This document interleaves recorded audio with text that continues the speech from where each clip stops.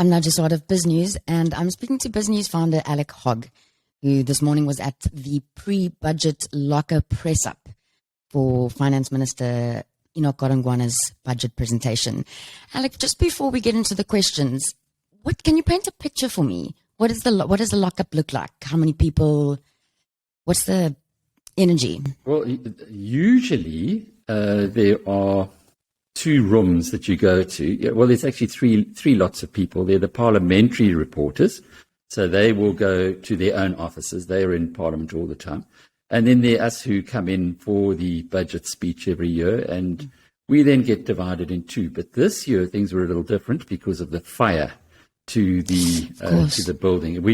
We had to change. We went to a different building this year to the one we're usually in. But then we all gathered again at 11:30 for the press conference, where you really get some good insights. I managed to ask a couple of questions, which when you look around you, there must be probably 120, 130 people in the auditorium. So you're quite lucky. I feel quite privileged to be able to ask those questions. You can also go to Pretoria and go into a lockup at Pretoria, which a few people from our part of the world do. But I always find it better to be here in Cape Town. You just seem to be able to absorb the mood, the engagement a lot better. And, you also get to not shake a few hands. Nowadays it's, the elbow or the punch or... But it was great. The new world. It's awesome. I've been going to budgets for many years, and this one was quite marked, quite different to the whole mood. It was a lot more relaxed. Usually what happens is you get into lockup. It used to be at 6:00. Now it's at 7:00. I got there a little after 7. I had a mix-up with the Uber, but the documentation was only dropped off at about 7:30.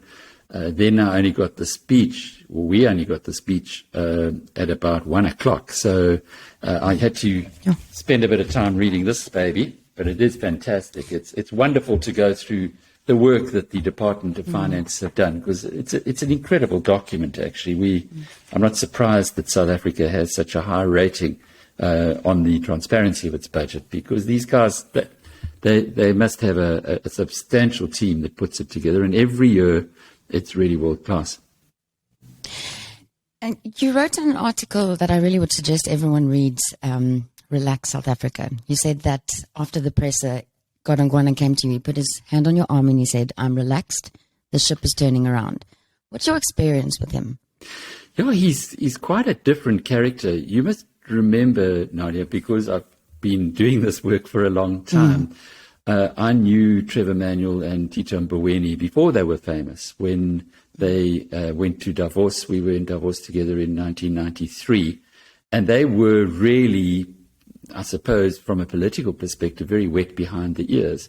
And they were very excited about how they could fix South Africa, what they could do, and to cut out the wastage. And they were very optimistic. And so they should have been, because if you just terminated a border war that the country was fighting, and the economic sanctions and the debt standstill, there were all kinds of reasons why there should have been a rebound.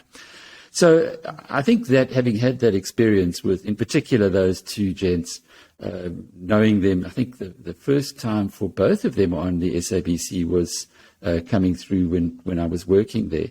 So having had that background, I had an affinity for what they were saying. I think I was well disposed towards him. I think I understood them better. Now, Enoch Godongwana, I don't know at all. He's I've only met him literally at the budget, the medium-term budget last November, when he was a bit nervous. He was worried. It was his first time out. He was in the press conference room before the media came in, which is a great credit to him, because in the days of Malusi Gigaba, for instance, you could wait half an hour before these guys deigned to share their presence with you, and then they just spoke a lot of rubbish. Whereas I'm impressed with Godongwana. He's got an understanding of the ANC history. He was, for instance, quoting what the ANC had decided in 1992 at today's press conference. And he unpacks things really well. What I like about his approach is it's also it's sensible, and it's not flamboyant, although he does wear a hat, so he's quite a flamboyant-looking character. But in his discussions, he's conservative, and that's what you want. You don't want your accountant or your financial director of a company, or indeed in this case a country, to be somebody who's maybe out there. You want somebody who's conservative and measured. And although he's got a wonderful sense of humor, and he's very relaxed, he's I was waiting as we finished, and he came along, and he literally just took me by the arm, stood next to me, and he just looked at me, and he chatted a little bit and said, I'm very relaxed. This boat is turning. And you can see it. The numbers are there. Look, we've had a huge injection, 182 billion rand windfall. Completely. Came from nowhere. It wasn't expected a year ago. A year ago, it's like anybody doing a budget. The budget was drawn up in February last year under the circumstances that then prevailed. The good thing is it was done conservatively. Again, you want an accountant or a financial director or a finance minister to be conservative, not to be excessive, not to be guessing. And in this case, that conservatism really paid off, because there was more than 100 billion that was earned by extra in company income tax, and a lot of that was from the mines. But a lot of the others were from export companies who a year ago, you recall, we were still in the middle of COVID. We were still unsure where the world was going. And having this windfall at a time when things were looking pretty bleak is very, very good for the psyche, for the national mood. It should be. And it certainly is very good for the mood of the finance minister, who says, he's pretty relaxed. I can imagine. But we would like to believe and have some form of, trust that this money is going to be well spent. And one of the questions that you posed to the minister was if they can sort of quantify where this money is going to go. Were you satisfied with their answer? Just briefly, what did he say? I was satisfied. The Director General of Finance, Nadya Swart, he's a class act. He's growing into the job. It's interesting as well. It's quite a new team. Sure, you've got Edward Kisweta from SARS, and you've got Lesetja Kganyago from the Reserve Bank, but the rest of them are fairly new, including the Deputy Finance Minister, David Masondo, who in the medium-term budget, I don't think he said a word. He was very quiet. This time, he found his voice, and he was, I've heard lots of reports that he's a top guy when he was the Gauteng Premier. But I saw that on display today. He's certainly got a grasp of what Treasury is about. So if Godongwana went on to bigger and better things, or indeed just decided to step out of the way, there's a very, very useful deputy sitting there. And we could see that today. So I was happy with the response that came back from the Director General of Finance. As he says, South Africa has one of the highest ratings on the transparency of the budgeting process. They didn't try and fudge anything. They didn't try any fake news, which we've been used to in the past from these budget things. Something like fiscal drag. And what that is when inflation pushes everybody, say inflation's 4.5%, it pushes everybody into a higher tax bracket because you get inflation-adjusted increases every year, or most people who earn salaries do. Now, that means that you're going to pay more tax because we have a progressive tax system. And the amount involved is substantial. Now, if you just leave the tax tables as they are, if you don't make any adjustments, then it is an effective increase for the country in income of 13.5 billion rand. So what needs to be done, if you're being honest and you're being fair, is to reduce the tax tables every year so that you take care of this inflationary increase. And they did that, but with no fanfare. You had to look through the notes to find it. It wasn't, and I've seen in the past that when this has happened, there's been fanfare, or sometimes it just hasn't happened. So there's been a 13.5 billion, say, improvement in revenue, automatic improvement in revenue, which just wasn't even discussed. So I like the transparent. I just like the way they're operating, but it's very similar to humility. Humility. It's very similar to what Cyril Ramaphosa is saying as well, and that line is consistent. Now, whether it can be implemented through the party is a whole different conversation. But like with the public sector wage agreement, where there's going to be meetings between the finance minister and Treasury guys with organised labour towards the end of next month, he didn't come in saying, we're going to do this or we're going to do that. He just said, there was no fancy footwork there. Enoch Godongwana said, we think that like any other employer, we should get value for money and what we can afford. And we need to restructure the wage agreements, which have been, or the wage structure in the public sector, which has been the same for a long, long time, in a way that the cash cost to us is what we can afford. And it's things like that make you pretty hopeful. But look, overriding all of this, 182 billion in revenue, more than anticipated. That covers a lot of cracks. And in effect, if you wanted to get a similar result, you would have had to increase VAT by 6%. So all other things being equal, that gives you an idea of the scale of it. Everything else being equal. If you wanted to get to this financial result in revenue from last year, and there was no commodity boom, there was no increase in corporate taxes or VAT, or the economy didn't do better than you expected, to get this, you would have had to increase VAT by 6%, and then hope that you still have the same collections proportionately. And you made the point that it's not unrealistic to imagine that it could happen again. Yeah, we could have a similar windfall. My question to the finance minister, in fact, to the whole group of Treasury guys there, is something that I think most South Africans would like to know. We've spent billions on the Zondo Commission. We've had statements about the country being ripped off, pick a number, 1 trillion, 2 trillion rands. And there were facilitators in all of this. Sure, the Guptas are sitting in Dubai, and hopefully the extradition treatments or agreements will be effected and they will come back to South Africa. But how much money they've got, I guess we will only find out there. But there are some very, very wealthy organizations that facilitated all of this. We've been doing a lot on BizNews recently about Bain.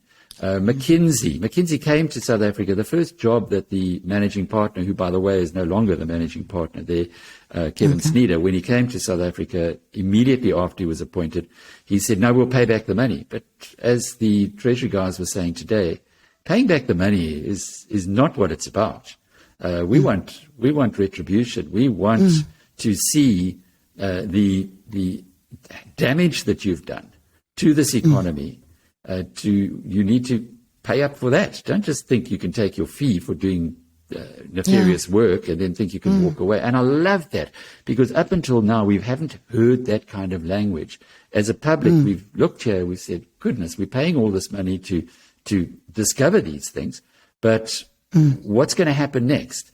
Now that all the cards are on the table, I'm expecting that there's going to be some very, very hefty payments made by international companies, or they will simply just not have access to South Africa in the future. And that's a big stick. It doesn't mean that, we're not the be-all and end-all of the world. But if South Africa is terminating your services, you can be sure that we've got enough friends around the world who would do something similar. So these financial and professional firms and consultancies who are well known, who have been effecting state capture, are in the sights. And we know the president is going to be saying what he's going to be doing by the end of June. But the guys at Treasury, you could hear from their responses, they're itching to get at these. Commissioner Kieswetter specifically, he jumped in and asked you, he jumped in and answered, and he gave stats and figures about what they've been doing, the sort of work behind the scenes. A lot's going on behind the scenes. He's on top of things? Yeah, a lot's going on behind the scenes, Nadia, and I think that's where we get impatient. We want the guys in jail now. We want the billions to be paid, tens of billions, let alone billions. And certainly Edward Kisweta, he was at SARS in the glory days when he was number 2 to Pravin Gordhan. Now he's running the place. He knows exactly what needs to be done. He knows exactly what has been done, and he is in the process of turning that around. And well, I wouldn't like to be in Bain's shoes right now. Good. That's really, we finally actually need to get them in a place where they feel like reckoning is coming. Well, more than that, they After all should be this time. stepping up. They should be talking to the South African government and saying, okay, we know we did terrible things by hollowing out your revenue collection service and allowing the crooks to come in. So we need to compensate you. Let's start negotiating. But instead of that, they're just denying. They're denying that they did anything wrong, which is absolutely absurd, given that there's been a commission of inquiry. It's taken 4 years to put together.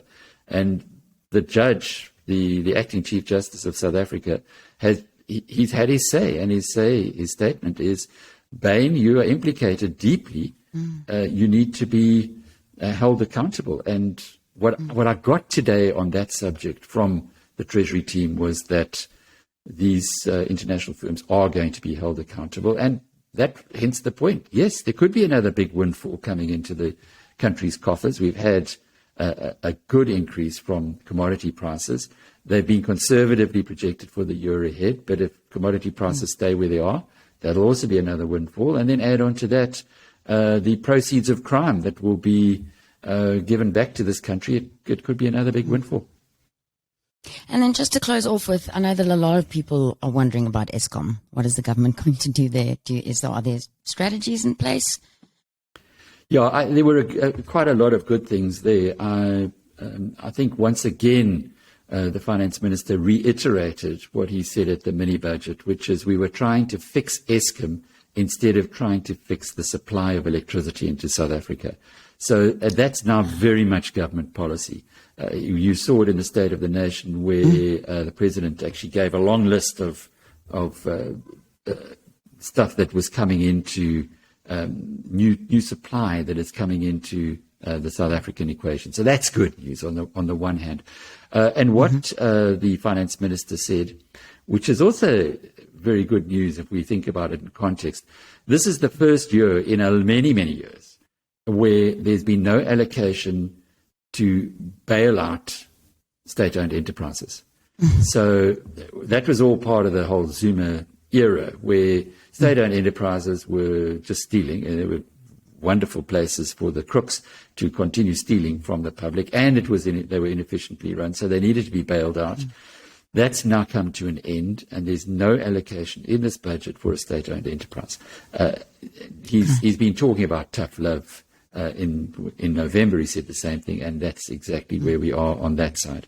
And the second thing is that he's also said, now this is very unusual when you are talking about a political party with the ideology that we understand of the ANC. He said, no, Eskom have got to help themselves. They've got to sell assets.